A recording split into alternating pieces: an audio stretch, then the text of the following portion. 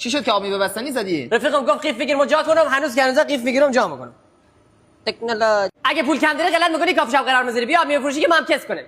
میخوام یک آب میوه فروشی جدید باز کنم چون 80% رفیقام تو زندگیم نقش هویجی دارن. استرس کارم یک طرف، از اون من حواسم باشه هر کی بهم گفت خوشتیپ نگاه نکنم. خوشی. وقتی عوض آب پرتقال کردی ولی پولش ندادی.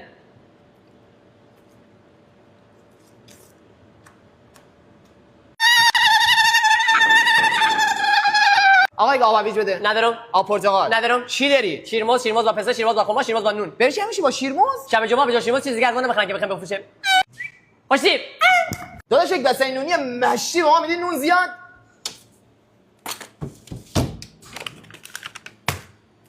راست میگن آب هویج برای بینایی چش خوبه؟ فکر نکن. یه چالش خفن داریم، اگه بتونی 4 تا بطری آب میوه رو فقط تو 10 ثانیه بخوری